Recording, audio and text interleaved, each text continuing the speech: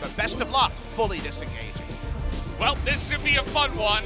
Loved watching EDG in 2015 spring. They loved to play that pick. They ban minions or not. Got all the information here. We're giving you the big guns. Speaking of big guns, Tarzan's here. He's got red buff too. The early mid game and not try to scale alongside you and maybe do it worse.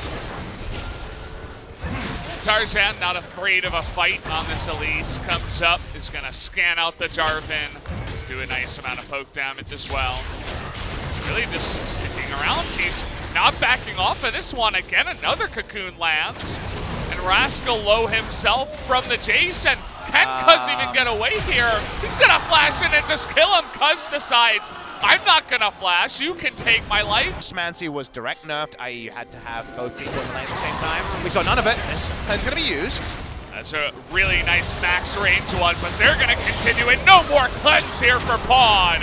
As he is gonna go down, Cuz trying to trade one back, but he gets himself into a bad situation, nearly takes out Toby, but the ticking, corrupting Pawn is gonna keep him alive. Knocked out of the air here is Rascal, who's gonna desperately ult for that horn. Charge, true damage takes it down. That means Jace is even stronger. Rascal, you know, he tried to weather the storm on the Ornn. It's not working, and now he's gonna be dead again, you think? Yeah, this guy is so dead. There's no way for him to get anywhere to safety. Toby, hilariously enough, nearly does go down, but that's another kill and another turret in the top side. And this is what the glass half empty was for Kingzone Dragon X preseason was. How hard can Defton Tucson carry with the names they have on the top side?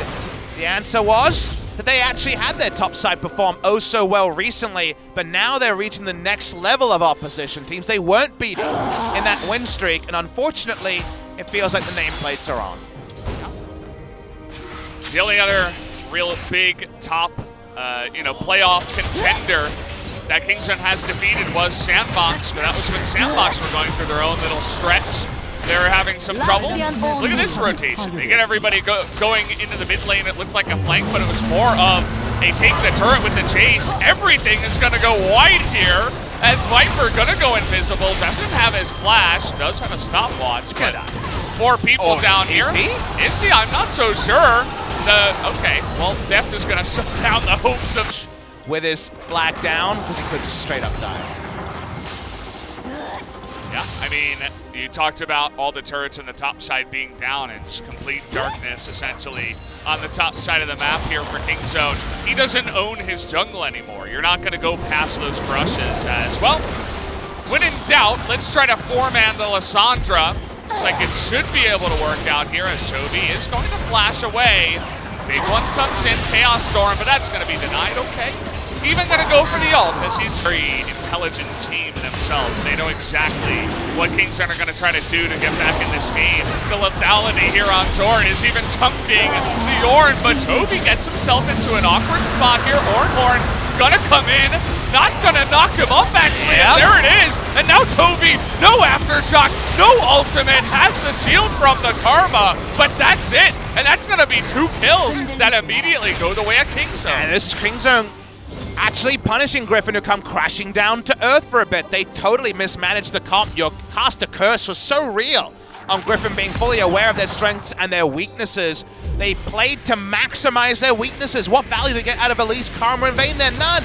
And now Kingzone say, it's time to run a Baron. And what's going to happen here about this? This game is getting spicier by the minute as, again, it is going to be 3-on-5, but you do have a lot of burst damage and Vayne, so Kingzone will take the risk here. They do have that field to zone them out, and it is going to go the way of Cuz.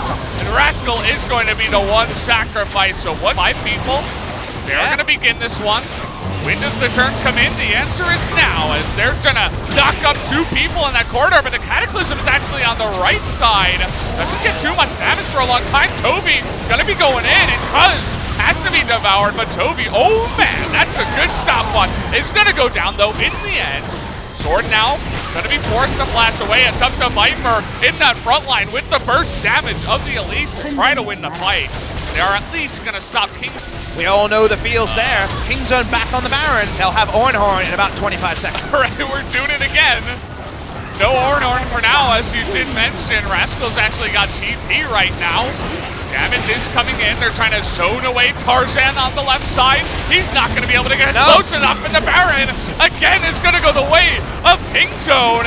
And here's the Corki in the front line. A couple of shots to the back of Lahenge. He's going to take him out. Toby going 1v4 on the other side. These fights are all over the place. Toby's going to go down, and the rest of them are being chased down like prey in the jungle. And Viper's all alone now. He's going to try to tumble to the safety, but is forced to flash away. And Kingzone might win this game. They're definitely going to win it, I think, Valdez. It seems hard. It's going to take multiple fights, and it might just be right now. They're pushing on in. They've got the Baron buff. They have 5 members against just the 2. It's the most fed, and it is the 2 damage dealers, but doesn't seem to matter as the Corki is heavily online. The Bane here tumbling with that one, but he is not going to do much here. It's only Lahenge now, and Kingzone take the throw. They catch it, and they bring it to the Game 1 victory. And man, did we get a game that was both sides of the season for Kingzone. At the start, it felt like we were just watching a replay of Griffin slamming Kingzone.